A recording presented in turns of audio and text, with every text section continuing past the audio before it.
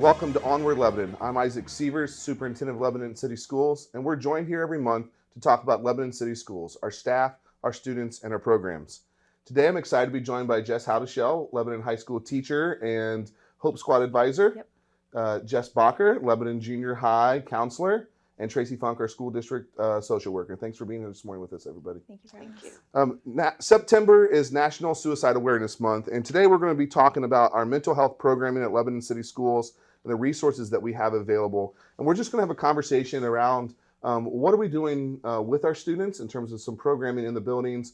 What are we doing for our students that are in need or in crisis? And so you're all represented a different perspective and a different background on this. And just want to have a conversation, short and sweet, making sure families in our community know if they're in crisis, if they need some help, if they need some support, we want to help them.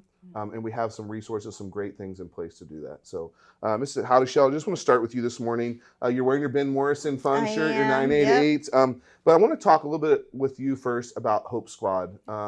So what is Hope Squad? What are we doing with our students at Lebanon High School in this area? So Hope Squad is a suicide prevention program. We like to think of ourselves as just mental awareness class. So we're out there. It's not just suicide prevention. We're there to help our kids through anything. Our high schoolers are trained in QPR, so that's like the 911 or the CPR of mental health. And they're there just to be a good listening ear. If they hear something concerning, they turn to myself, our counselors at our high school, another teacher, and then we make sure we get them to the resources that they need. But they're there just to support each other. High school can be tough, and they know it can be tough. They lean on each other. On Tuesdays, our Hope Squad class has small groups within each other just to support each other. What are you going through this week? What can we help you with? Each small group, has either a junior or senior in it, with our sophomores and our freshmen to be that kind of guiding light as they get older and support each other as they go throughout. So that's a class we offer at Lebanon High School. How many students are in the class? Right now I think I have 28 or 29 in there. It started off with 8 3 years ago, and now we're at 29. How does somebody get into the class? So students are recognized. They're actually voted in by their peers as someone that they trust, as a person who listens and that they can confide in. And then at the junior high, it's their homeroom, I believe, in the mornings. And then as a high schooler, as they get up to high school, they can also join it as a class as third bell. That's great. What are some of the activities that you have planned or that your students have planned for the year, either specifically this month, maybe that are coming up in a week or so, or just throughout the year? What are some things you're doing? So the first thing we actually have done this week, is outside of every main entrance of the high school right now, there is sidewalk chalk, which sounds kind of elementary, but we get so many positive comments from the students about walking in and just seeing, we're glad you're here, we can't wait to see you smile, all those different things. So when they're walking in the building, there's those positive affirmations on the ground. We've been hanging up posters in the hallway. We have mental health games for volleyball, and a football game coming up where we will have 988 and the Ben Morrison Fund there. 988 is the suicide crisis phone number, and so they help us pass out mental health information. Just a booth, if they come to the game, they can come talk to us about what their services are, and any mental health topic they want to talk about, we'll talk about. We also have during Hope Week, that's generally, we do that in the spring. We pass out different things every day during the week to our students to make sure that they are seen and they are heard.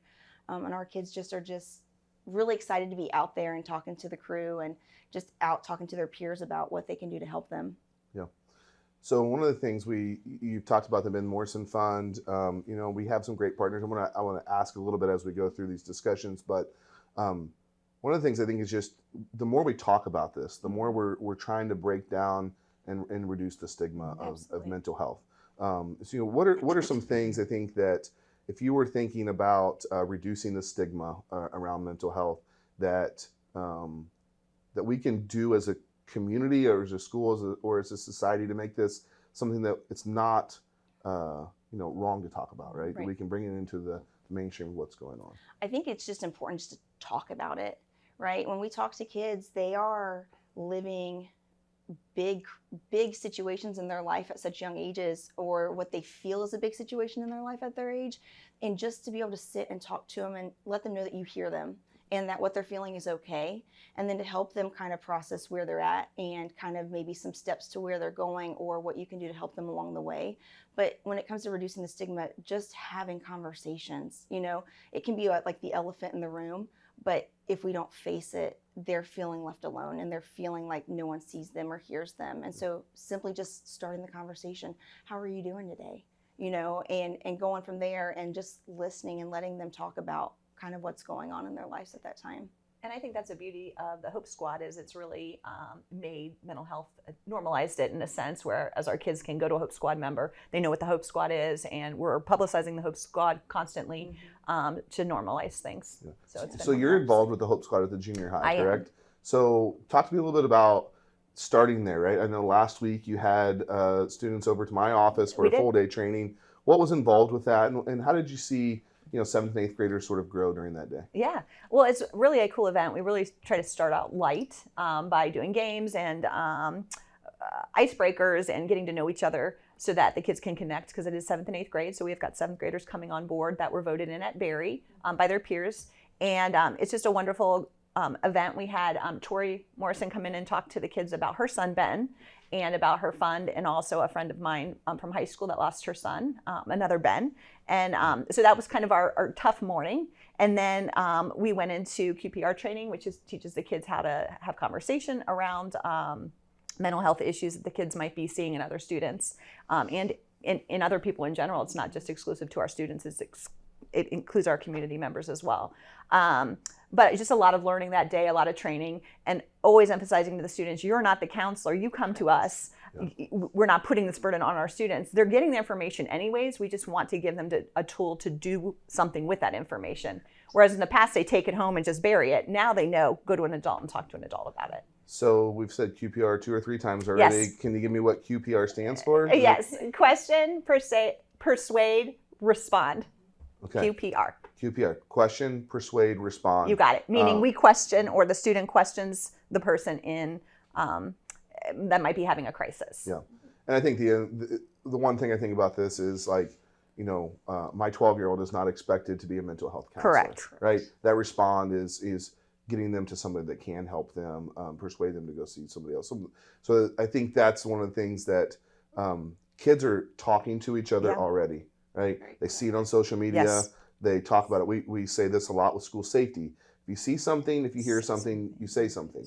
And I think that fits in this scenario. But how can we give them the tools to have conversations, which are great life lessons, by the way, right? To ask people 100%. Questions, to be able to see them and talk to them individually.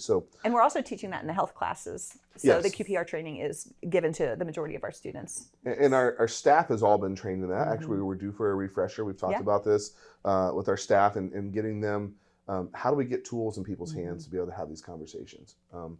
The need has grown, and so the response needs to be, how can I deal with this in a sort of a triage standpoint and get them to the person that can help them out? So, Ms. Bacher, I just want to talk to you a little bit about your role as a counselor at the junior high.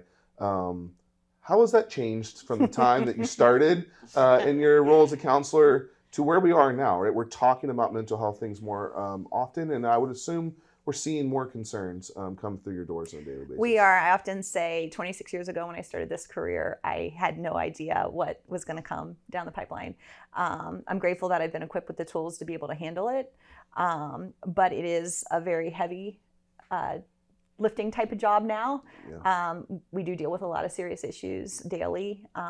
So the good news is we've got a lot of supports in place, and we'll talk a lot about that here with Tracy. But we do have a lot of issues that are coming down: suicide threats, cutting, issues at home, things that are big that kids are carrying around with them that we need to help them decipher and figure out so that they can come to school and be productive.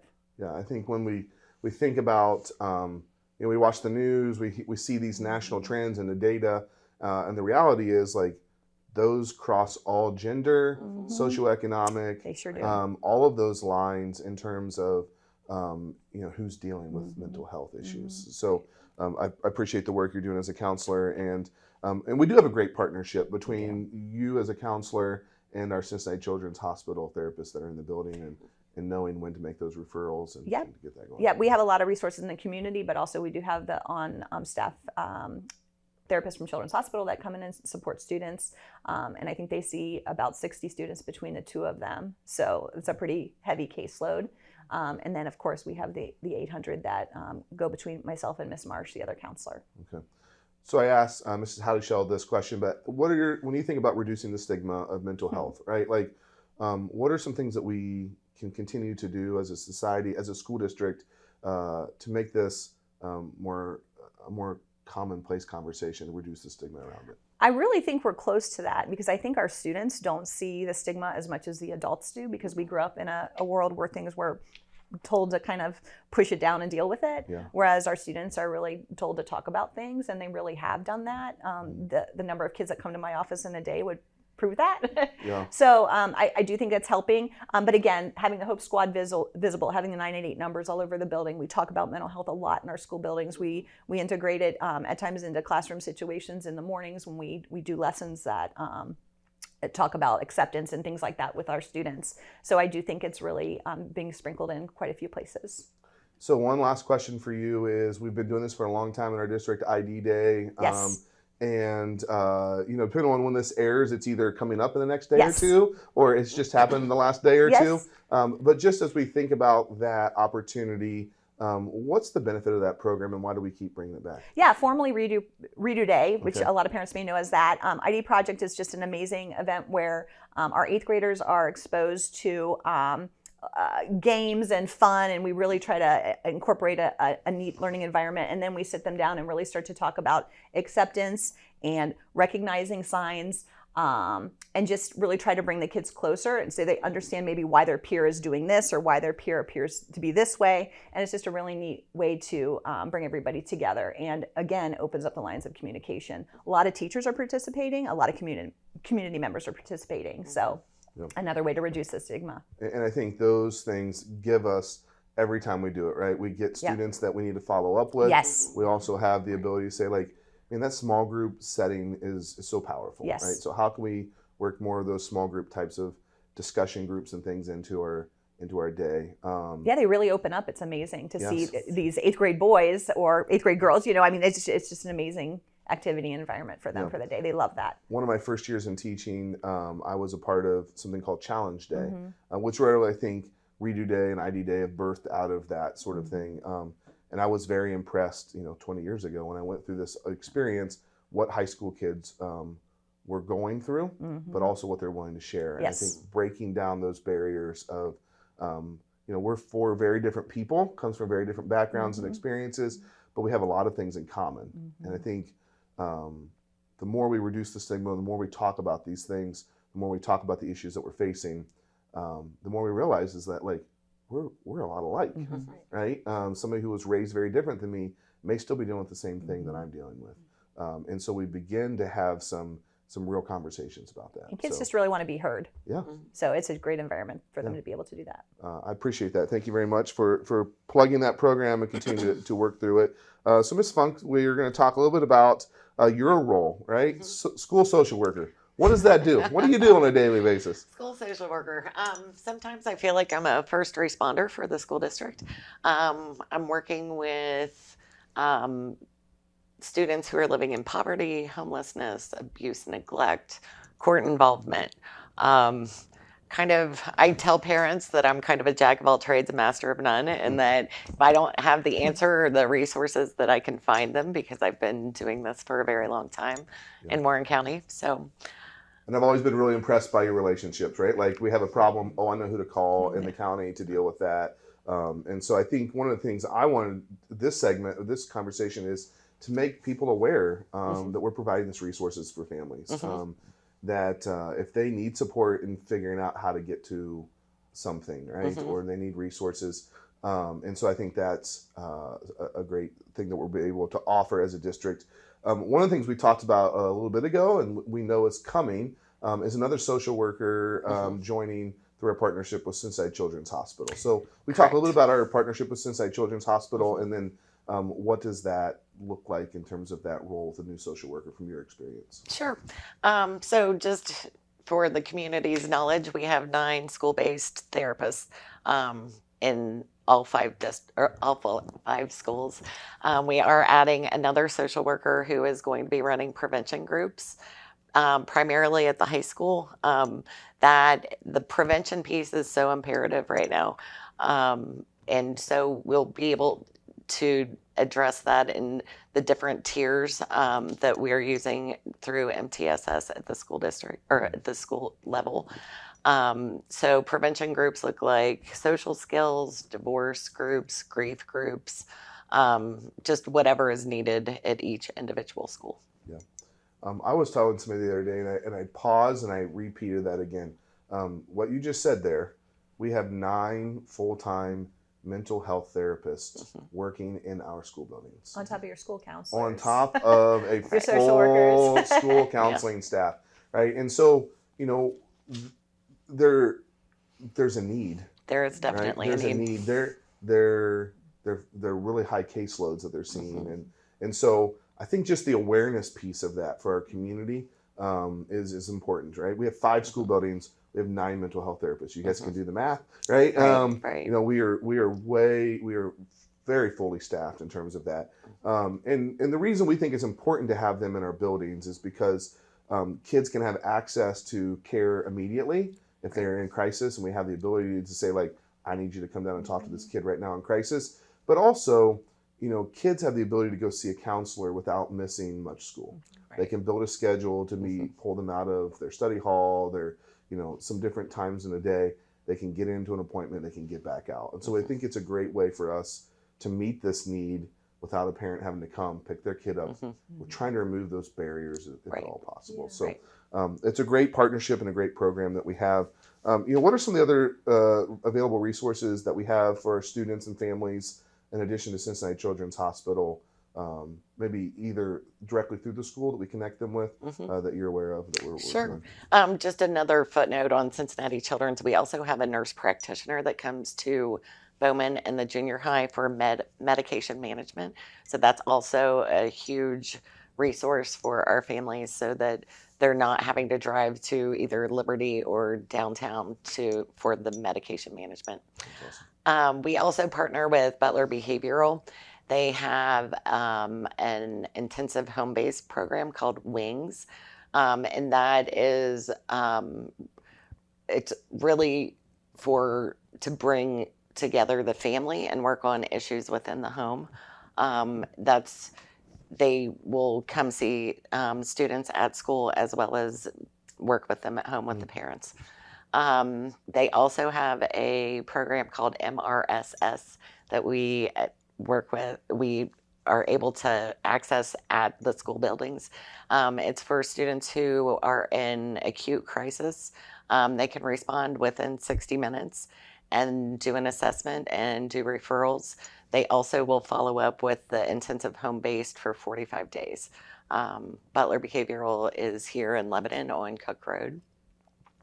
We also partner with Talbert House. They can do same-day assessments for drug assessments as well as mental health assessments. They are also out on Cook Road, but those are walk-in. You can do walk-ins from 9 to 3, Monday through Friday. That's great.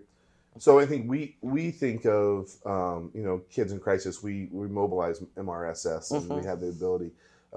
Parents have the access to that as well, correct? Correct. If they know that their kid's in crisis, I need somebody to come support right away. Correct. And that can be there within the hour. So I think that, you know, one of the things we want to try to do as a school district is to share the resources that we are aware of to continue the conversation around mental health. And I think it's really important that our families, you know, don't, you know, think, well, that can't happen to us, right? Or that our community thinks that doesn't happen here. And so we want to make sure we continue the conversation, that we bring these things forward. I'm thankful for the work that the 3 of you are doing in your own unique ways, right? In a classroom, in a counseling office, all across the town, the city, the community, the school district, because I think we're trying to do this holistically, right? Look at the how do we get resources in the hands of kids every day? How do we help them when they're in crisis? and how do we wrap around and support families and services that way. So, I want to refer our families to our website. We have a mental health page on our website. We'll make sure it's right up there in the front for you for easy access to see that. But we have a lot of resources. And so if you know somebody that's in crisis, if you know somebody that needs help right away, 988 is a quick way to get access to a crisis text line, suicide and crisis lifeline. We also have the ability to text 4HOPE, the letter 4HOPE, to 741-741. You can get access to a trained crisis counselor within 5 minutes. There's also available information on the Ohio Care Line on our website as well. And so we want to wrap up by saying today, like at Lebanon City Schools, we're committed to the well-being of our students, whether it's academic support and success, mental and social emotional learning, and well-being of our students. We want to make sure that we are partners with families. If you have any questions, if you feel like you need to continue this conversation with anybody at our school district, please contact the office. Tracy will be able to get you to the right person. Ladies, thanks for joining us today. Anything else you'd like to offer before we go this morning? I would like to note that Bowman Primary is participating in Start With Hello through Sandy Hook Promise. Okay. Yes, that's happening this week, I believe. That's So, awesome. yeah. The other thing I want to make sure I point out is at the end of this month, September 24th, coming up here, actually not that long, 5:30 p.m. at Lebanon Junior High School. We're having a community forum for our parents, and its title is Forum on Mental Health in the Digital Era. And so how are we what are some resources for families? What's some awareness piece for them? So we hope that you will join us. We have a website that on our website, you can see the flyer for that and follow the QR code at the bottom or the tiny URL to sign up. Let us know that you're coming. We'll have some great community partners and things there that evening as well. So on behalf of Lebanon City Schools, I'm Isaac Seevers. Thanks for joining us this month for Onward Lebanon.